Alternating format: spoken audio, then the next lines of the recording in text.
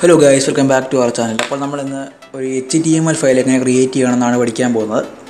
അതിനായിട്ട് ഞാനിപ്പോൾ നമ്മുടെ ഡെസ്ക്ടോപ്പിൽ തന്നെ ഒരു ഫോൾഡർ ക്രിയേറ്റ് ചെയ്തു, ടെസ്റ്റ് ഐറ്റംസ് എന്ന ഫോൾഡർ. അതിൽ തന്നെ ഞാനിപ്പോൾ ഒരു ന്യൂ ഡോക്യുമെൻറ്റ് ക്രിയേറ്റ് ചെയ്തു. ഫസ്റ്റ് നമുക്ക് ഈ ഡോക്യുമെൻറ്റിന് ഒരു പേര് കൊടുക്കാം.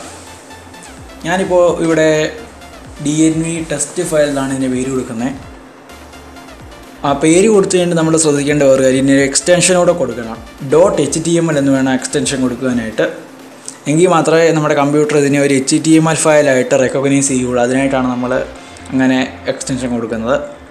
അതിനുശേഷം നമ്മളത് റൈറ്റ് ക്ലിക്ക് ചെയ്ത് ഓപ്പൺ വിത്ത് എന്ന ഓപ്ഷൻ കൊടുത്തിട്ട് gedit എന്ന ഓപ്ഷൻ ക്ലിക്ക് ചെയ്യുക. അതിനുശേഷം എന്താ ഇതേപോലൊരു വിൻഡോ നമ്മുടെ കമ്പ്യൂട്ടറിൽ ഓപ്പൺ ആയിട്ട് വരും. ഇവിടെയാണ് നമുക്കിനി ടാഗുകളും അതേപോലെ കോഡിങ്ങും ഒക്കെ ചെയ്യേണ്ടത്. ഫസ്റ്റ് നമ്മൾ HTML എന്നൊരു ടാഗ് കൊടുക്കുക.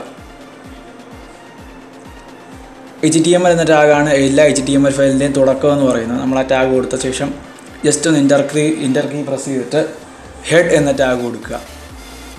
അതിനുശേഷം ടൈറ്റിൽ എന്ന ടാഗ് കൊടുക്കുക. ടൈറ്റിൽ എന്ന ടാഗ് കൊടുത്തിട്ടുണ്ട് നമ്മുടെ വെബ് പേജിന് ഒരു ടൈറ്റിൽ, അതായത് നമ്മുടെ വെബ് പേജിൻ്റെ ഏറ്റവും ടോപ്പിൽ ഒരു എന്തെങ്കിലും എഴുതി കാണിക്കുന്നുണ്ട്, അങ്ങനെ നമ്മൾ കൊടുക്കാനായിട്ട് അതങ്ങനെ DNV ക്രിയേഷൻസ് എന്ന് കൊടുക്കുകയാണ്. അത് കൊടുത്തു വേണ്ടി വീണ്ടും എൻ്റർ ചെയ്തിട്ട് ടൈറ്റിൽ എന്ന ടാഗ് ക്ലോസ് ചെയ്യുക.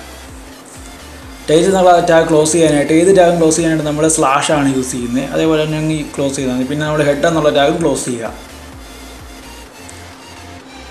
അതിനെന്താ വേണ്ട, നമ്മൾ ഇതേപോലെ തന്നെ സ്ലാഷ് യൂസ് ചെയ്താൽ മതി. ഇതെല്ലാം കഴിഞ്ഞിട്ട് നമുക്കിനി ഒരു ഹെഡിങ് കൊടുക്കണം. നമുക്ക് ഇച്ചിരി ബോൾഡായിട്ടൊരു ഹെഡിങ് കൊടുക്കണമെന്നുണ്ടെങ്കിൽ നമ്മൾ യൂസ് ചെയ്യേണ്ട ടാഗാണ് H1 എന്ന ടാഗ്. നമ്മൾ H1 എന്ന ടാഗ് ഇപ്പോൾ എൻ്റർ ചെയ്ത് കൊടുത്തു. ഇനിയിപ്പോൾ നമുക്ക് ഹെഡിങ് ആയിട്ട് എന്താണോ അവിടെ എഴുതി കാണിക്കേണ്ടത് നമുക്കത് കൊടുക്കാം. H1 എന്ന് പറയുമ്പോൾ ഇച്ചിരി ബോൾഡായിട്ടൊക്കെ കാണിക്കും നമ്മൾ എൻ്റർ ചെയ്ത് കൊടുക്കുന്ന സാധനം. മിസ്റ്റർ DNV എന്ന് നമ്മൾ കൊടുത്തു. അത് കഴിഞ്ഞിട്ട് ആ H1 എന്ന ടാഗ് ക്ലോസ് ചെയ്ത് കൊടുക്കുക. അത് കഴിഞ്ഞിട്ട് നമുക്കിപ്പോൾ ഒരു എൻ്റർ, അതായത് ഒരു വരി വിട്ട് വേണം നമുക്ക് അടുത്ത വരണമെന്നുണ്ടെങ്കിൽ അവിടെ നമ്മൾ എൻ്ററിനായിട്ടൊരു ടാഗ് യൂസ് ചെയ്യുന്നുണ്ട്. അതാണ് BR എന്ന ടാഗ്. അതിന് പിന്നെ പ്രത്യേകിച്ച് ക്ലോസ് ചെയ്യേണ്ട ആവശ്യമൊന്നുമില്ല, നമ്മളത് വെറുതെ എൻ്റർ ചെയ്ത് കൊടുത്താൽ മാത്രം മതി. അത് കഴിഞ്ഞിട്ട് നമുക്ക് ഇനി എന്തെങ്കിലും ഡിസ്ക്രിപ്ഷനോ അങ്ങനെ വല്ലതുമൊക്കെ നമ്മുടെ വെബ് പേജിൽ എഴുതി കാണിക്കണമെന്നുണ്ടെങ്കിൽ അതിന് നമുക്ക് എന്താണോ എഴുതി കാണിക്കേണ്ടത് അത് എഴുതി കാണിക്കാം. നമ്മൾ ജസ്റ്റ് ഒന്ന് എൻ്റർ ചെയ്ത് കൊടുത്താൽ മതി. ഈ H1 പോലെ തന്നെ H2, H3, H4 അങ്ങനെയൊക്കെ ഒത്തിരി ടൈപ്പ് ഫോണ്ടുകളുണ്ട്. ഇതൊക്കെ ഓരോ ടൈപ്പ് ഫോണ്ടുകളാണ്. H1 ആണ് ഏറ്റവും ബോൾഡ്, അതുപോലെ ഏറ്റവും വലിപ്പം കൂടിയതും. H2 എന്ന് പറയുമ്പോൾ ഇച്ചിരി സൈസ് കുറഞ്ഞ്, H3 പിന്നെ സൈസ് കുറഞ്ഞത്, അങ്ങനെ സൈസ് കുറഞ്ഞു പോകും. അപ്പോൾ നമ്മൾ ഈ HTML ഫയൽ നമ്മൾ കംപ്ലീറ്റ് ചെയ്യാനായിട്ട് നമ്മൾ HTML എന്ന ടാഗ്, നമ്മൾ ഫസ്റ്റ് കൊടുത്ത ടാഗ് നമ്മളൊന്ന് ക്ലോസ് ചെയ്ത് വിട്ടാൽ ഇപ്പോൾ നമ്മുടെ ഫയൽ കംപ്ലീറ്റ് ആയി. ഇനി നമുക്കത് സേവ് ചെയ്യാം. നമ്മൾ സേവ് ചെയ്ത് കഴിഞ്ഞ് നമുക്കത് ഓപ്പൺ ചെയ്ത് നോക്കാനായിട്ട് ഈ വിൻഡോ മിനിമൈസ് ചെയ്ത് കളയുക. അത് കഴിഞ്ഞിട്ട് DNV ടെസ്റ്റ് ഫയൽ എന്നുള്ളതിൽ റൈറ്റ് ക്ലിക്ക് ചെയ്ത് ഓപ്പൺ വിത്ത് ക്രോമിയം വെബ് ബ്രൗസർ കൊടുത്താൽ മതി. അത് നമ്മുടെ വെബ് ബ്രൗസർ യൂസ് ചെയ്ത് അത് ഓപ്പൺ ആവും.